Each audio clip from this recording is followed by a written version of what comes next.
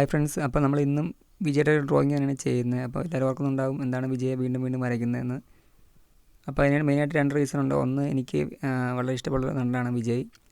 പിന്നെ രണ്ടാമത്തേന്ന് വെച്ചാൽ എൻ്റെ ചാനലിൽ നിങ്ങൾ എന്നെ അടുത്ത് നോക്കി അറിയാം, നിങ്ങൾക്ക് മനസ്സിലാവും. ഞാൻ വിജയ് വരയ്ക്കുമ്പോഴാണ് എനിക്ക് കൂടുതലും വ്യൂ കിട്ടുന്നത്. അതെന്താണെന്ന് എനിക്കറിയില്ല. ഇപ്പം ഞാൻ മറ്റുള്ള ചാനലൊക്കെ വിസിറ്റ് ചെയ്ത് നോക്കി, ആർട്ട് ചാനലൊക്കെ. അപ്പോൾ അതിൻ്റെ അകത്തും അത്യാവശ്യം വ്യൂ വരുന്നതും കൂടുതലും റീച്ച് വരുന്നതൊക്കെ വിജയ് വരയ്ക്കുമ്പോഴാണ്. അതെന്താണെന്ന് എനിക്കറിയില്ല. അപ്പം എൻ്റെ ചാനലിലേക്ക് ഉള്ള ആൾക്കാർ കൂടുതലും വിജയ് ഫാൻസാണെന്നും അങ്ങനെയൊക്കെ കരുതിയിട്ടാണ് ഞാൻ വീണ്ടും വീണ്ടും റിപ്പീറ്റ് ചെയ്യുന്നത്. പിന്നെ ഇപ്പോൾ ആർട്ട് ചാനലുള്ളവരൊക്കെ ഒന്ന് അങ്ങനെയുള്ള കാര്യങ്ങളൊക്കെ ഒന്ന് നോട്ട് ചെയ്ത് വെക്കുക. കാരണം നമുക്ക് ഏത് ടോപ്പിക്കാണ് വ്യൂ വരുന്നതെന്ന് വെച്ചാൽ ആ ടോപ്പിക്ക് തന്നെ നമ്മൾ വീണ്ടും റിപ്പീറ്റ് ചെയ്യുകയാണെങ്കിൽ നമ്മുടെ ചാനലിലേക്ക് അത്യാവശ്യം റീച്ച് വരും, വ്യൂവേഴ്സ് വരും, സബ്സ്ക്രൈബേഴ്സ് വരും. അപ്പോൾ അങ്ങനെയുള്ള കാര്യങ്ങളൊക്കെ ഒന്ന് നോട്ട് ചെയ്യുക. അപ്പം ഞാൻ എൻ്റെ ചാനലിലേക്ക് അത്യാവശ്യം റീച്ചും വ്യൂ ഒക്കെ കിട്ടാൻ വേണ്ടിയിട്ടാണ് ഞാൻ വീണ്ടും വീണ്ടും എനിക്ക് വ്യൂ കൂടുതൽ കിട്ടുന്ന ടോപ്പിക്ക് ഏതാണെന്ന് വെച്ചാൽ അത് നോക്കിയിട്ട് ഞാൻ വീണ്ടും ചെയ്യുന്നത് അതുകൊണ്ടാണ്. അപ്പോൾ അങ്ങനെയുള്ള കാര്യങ്ങളൊക്കെ നിങ്ങൾ ആർട്ട് ചാനലുള്ളവരൊക്കെ ഒന്ന് ശ്രദ്ധിക്കുക. അപ്പോൾ നിങ്ങൾ പറയുന്നത് ഞാൻ ഡ്രോ ചെയ്യുന്നുണ്ട്, അപ്പോൾ നിങ്ങൾ കമൻറ്റ് ചെയ്ത് ഞാൻ കാണാറുണ്ട്. അപ്പോൾ അത് നോക്കി ഞാൻ ചെയ്യുന്നുണ്ട്. പക്ഷേ എനിക്ക് അതിന് മാത്രം അതിനുള്ള വലിയ വ്യൂ ഒന്നും വരുന്നില്ല. എന്നാലും നിങ്ങൾ പറയുന്നതൊക്കെ ഞാൻ ചെയ്യുന്നുണ്ട്. അപ്പോൾ നമുക്കതൊക്കെ ചെയ്യാം, ഓരോ ദിവസമായിട്ട് ഞാൻ ചെയ്യാം. ഇപ്പം എനിക്ക് ഇത് മുമ്പ് വിജയുടെ ഡ്രോയിങ് ചെയ്തിട്ടുണ്ടായിരുന്നു. അപ്പം സിനിമയ്ക്ക് തന്നെ. അപ്പം എനിക്ക് ആ വ്യൂ വന്നുകൊണ്ടാണ് ഞാൻ വീണ്ടും റിപ്പീറ്റ് സെയിം കണ്ടൻറ്റ് തന്നെ ചെയ്യുന്നത്. അപ്പോൾ നമ്മൾ ബാക്കി ഞാൻ ചെയ്യുന്നതായിരിക്കും, ഒന്നും വിട്ടു പോകത്തില്ല. നമുക്ക് ഓരോ ദിവസമായിട്ട് ചെയ്യാം. പിന്നെ എന്ന് വെച്ചാൽ ഇതിൻ്റെ അകത്ത് ഔട്ട്ലൈൻ നിങ്ങൾക്ക് ചെയ്യുമ്പം കാണാമായിരിക്കും. ഞാൻ ചെറിയ രീതിയിൽ ഔട്ട്ലൈൻ നിങ്ങൾക്ക് കാണാൻ പറ്റുന്നുണ്ട്. അപ്പോൾ അതിൻ്റെ മുകളിൽ കൂടെയാണ് ഞാൻ വരയ്ക്കുന്നത്.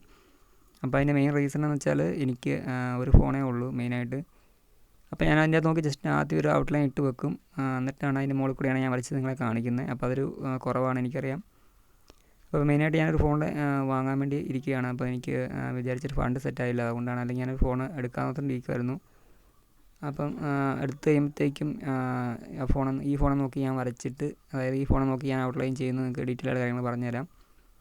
അപ്പോൾ നമുക്ക് ഒരു ഫോണോടെ ഉണ്ടെങ്കിൽ ഫോൺ നോക്കി വരയ്ക്കുകയും ചെയ്യാം, ഒരു ഫോൺ റെക്കോർഡ് ചെയ്യാൻ പറ്റില്ല. അപ്പോൾ ആ രീതിയിൽ സെറ്റാക്കാനാണ് ഞാൻ ഉദ്ദേശിക്കുന്നത്. അപ്പം എനിക്ക് ഫോണെല്ലാം സെറ്റാകണം. അപ്പോൾ ഇനി എടുക്കുമ്പോൾ അത്യാവശ്യം നല്ലൊരു ഫോൺ എടുക്കാമെന്നാണ് ഇരിക്കുന്നത്. അപ്പോൾ അതിന് നമുക്ക് ഇച്ചിരി ഫണ്ട് നല്ലത് വേണം. അതുകൊണ്ട് അതിൻ്റെയൊക്കെ ഒരു ബുദ്ധിമുട്ടുകൊണ്ടാണ് ഞാൻ ഇങ്ങനെ ഇരിക്കുന്നത്. വലിയ താമസം സെറ്റാക്കുന്നതായിരിക്കും. അപ്പം നമുക്ക് കൂടുതൽ ഡീറ്റെയിൽ ആയിട്ട് കാര്യങ്ങളൊക്കെ ഞാൻ പറഞ്ഞുതരാം ഔട്ട്ലൈൻ ചെയ്യുന്നത്. പിന്നെ കൂടുതലും ഔട്ട്ലൈൻ ചെയ്യുന്നതിൻ്റെ വീഡിയോ ആണ് കൂടുതലും വ്യൂവേഴ്സ് വരുന്നത്. അപ്പോൾ നിങ്ങൾക്ക് കൂടുതലും ഔട്ട്ലൈൻ ചെയ്യാനായിരിക്കും ബുദ്ധിമുട്ടെന്ന് എനിക്ക് മനസ്സിലാക്കാൻ പറ്റുന്നുണ്ട്. അപ്പോൾ ഞാനിങ്ങനെ ഔട്ട്ലൈൻ നിങ്ങൾക്ക് പറഞ്ഞിട്ടും കാര്യമില്ല. അപ്പം ആദ്യം നമുക്ക് ചെയ്തു പോയാലോ, അല്ലെങ്കിൽ ഇങ്ങനെ വരച്ചിട്ട് അതിൻ്റെ മുകളിൽ കൂടെ വരയ്ക്കാതെ ഓരോ ബോക്സും നോക്കിയിട്ട് കറക്റ്റായിട്ട് നിങ്ങൾക്ക് ഔട്ട്ലൈൻ പറഞ്ഞു തന്നാൽ നിങ്ങൾക്കും അത് വരയ്ക്കുമ്പോൾ അല്ലെങ്കിൽ കാണുമ്പോൾ ഒരു എളുപ്പമാകുമെന്ന് എനിക്ക് തോന്നുന്നു. അപ്പം നമുക്കത് വലിയ താമസിയാതെ തന്നെ സെറ്റാക്കാം. അപ്പോൾ അതുവരെ നിങ്ങൾ അഡ്ജസ്റ്റ് ചെയ്ത് പോവുക. പിന്നെ ഇതിൻ്റെ റെഫറൻസ് ഇമേജ് ഞാൻ ഡിസ്ക്രിപ്ഷനിൽ കൊടുത്തിട്ടുണ്ട്. അപ്പോൾ അത് നോക്കി കഴിഞ്ഞാൽ കറക്റ്റായിട്ട് തന്നെ നിങ്ങൾക്ക് ഞാൻ ഈ ചെയ്യുന്നത് തന്നെ ചെയ്യാൻ പറ്റുമായിരിക്കും. അപ്പോൾ ഇത് മുമ്പൊക്കെ നമ്മൾ ചെയ്തേക്കുന്ന വീഡിയോ ഒക്കെ നോക്കിയിട്ട് നിങ്ങൾക്ക് ചെയ്യാൻ പറ്റുന്നുണ്ടോ എന്ന് കമൻറ്റ് ചെയ്യണം. പിന്നെ നമ്മൾ ഓരോ പാർട്ടായിട്ടാണ് ചെയ്യുന്നത്. അപ്പോൾ ഓരോ പാർട്ടും നിങ്ങൾ ഡ്രോയിങ് നിങ്ങൾക്ക് കംപ്ലീറ്റ് ആയിട്ട് ചെയ്യണമെങ്കിൽ, അല്ലെങ്കിൽ കംപ്ലീറ്റ് ആയിട്ട് പഠിക്കണമെങ്കിൽ ഓരോ പാർട്ട് കണ്ടിട്ട് നിങ്ങൾ വരച്ച് നോക്കുക തന്നെ ചെയ്യണം, എന്നാലേ നിങ്ങൾക്ക് ചെയ്യാൻ പറ്റത്തുള്ളൂ.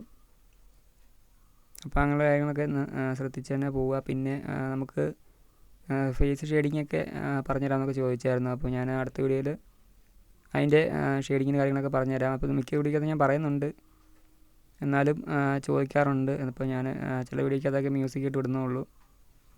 അപ്പം പറഞ്ഞുതരേണ്ട വീഡിയോയിലൊക്കെ ഞാൻ പറഞ്ഞുതരാം, നിങ്ങൾ കമൻറ്റ് ചെയ്താൽ മതി, ഞാൻ പറഞ്ഞു പോകാം.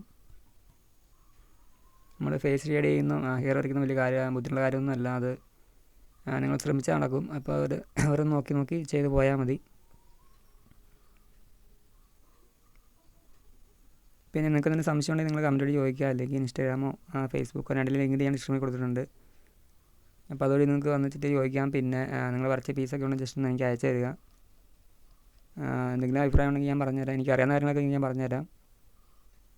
ഇപ്പം ഞാനും ആർട്ട് പഠിച്ച ഒരാളൊന്നുമല്ല, ഞാനും ഇങ്ങനെയൊക്കെ തന്നെയാണ്. ഓരോ ചാനൽ നോക്കിയിട്ടും യൂട്യൂബ് നോക്കി തന്നെയാണ് ഞാനും ഡ്രോയിങ് പഠിച്ചത്, ഇത്രയൊക്കെ നന്നായി വന്നത്.